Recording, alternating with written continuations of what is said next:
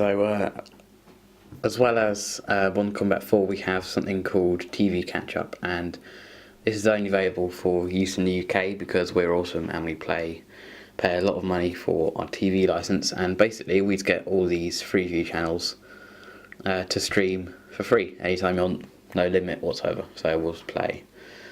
What is there on? So we've got no Charm, Batman. Should we have Batman? Yeah, let's have Batman.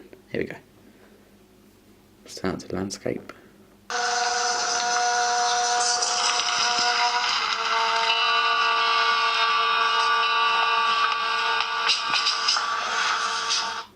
So there's not really much to show you there, but it is weirdly addictive. I mean, because of the screen resolution, it beats TV's resolution by quite a way, and you do find yourself walking around your house with your eyes glued to the screen. But it is useful, and I'm sure you'll love it.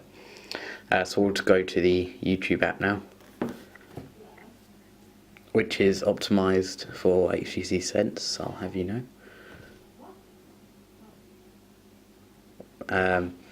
Yeah, this is very, very user friendly. There's not really much to say about this other than it's very satisfying. I mean, I absolutely adore YouTube videos on this. YouTube playback is just so good, like ridiculously good.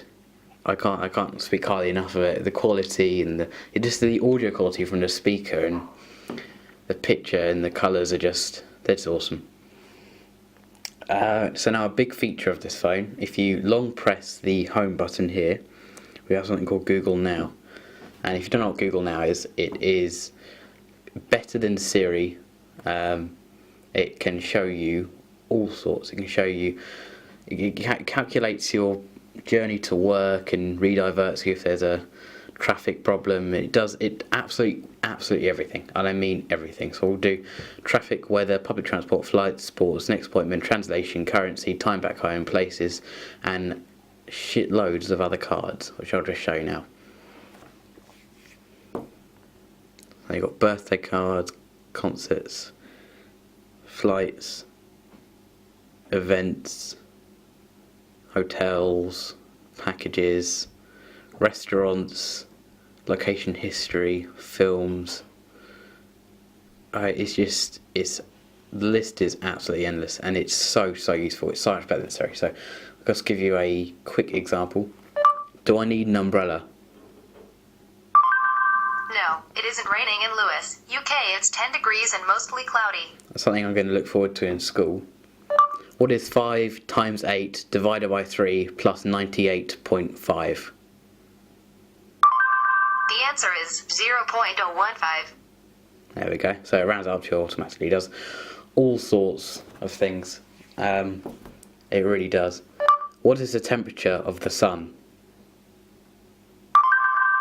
The surface temperature of sun is 5,778 degrees Kelvin. When was Adolf Hitler born? Adolf Hitler was born in 1889. It's useful. It's really, I'll tell you that now. And you will use it quite a bit. So along with Google, we have something which I've used. It's Google Navigation. It comes on all Android handsets, I think, but it is really rather good. I'm not going to buy a sat nav when I get my own car because this is all I need, if I'm honest. Really, it's quite something. And it has got a gyroscope and virtual compass and all sorts. I mean, you can do everything with this phone. You really can. Well, I think that about rounds it up now. Just a few things I'd like to point out. So, shortcuts wise, you've got the Play Store here, which you think at first, oh, I won't use that, but you do end up using quite a bit. I mean, all you have to do is get to Play Store. You can either have it in a folder if you want to, but I just go like that and up like that. And from the drop down menu, you have settings, quick button settings, which is very good. Also, you have something called Power Saver, and this is, I'm going to move into my conclusion now and include this in it. The battery life isn't great, as I've already said, but this thing here called Power Saver, it lowers the CPU power, reduces screen brightness, and turns off the vibration and puts to sleep when the screen is off, for data connection that is, and it actually really does help quite a bit, and you can live with it. I mean, it does allow lag in some games, but you know, it saves it, well, it seems to me like 20% or even 50% saving power, and it does last you a long time. So yeah, that's I think the only con I really have for this device is the battery life, which is adequate. I mean, there's not really anything bad about it. 1080p video is a bit choppy at sometimes at 20. It's meant to be 30 frames per second, but it's more like 24 frames per second, so that can be a bit choppy.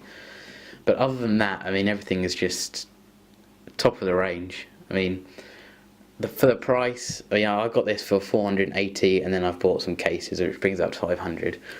But they are going now for 450 unlocked. But O2 are doing, I think it's O2 and Vodafone are doing them on contract for like £26 a month. But I'm sure by July this year, 2013, they'll be around about 350 to 400. So for that price, would I buy this device? Yes, I would. And would I recommend it? Yes, I would.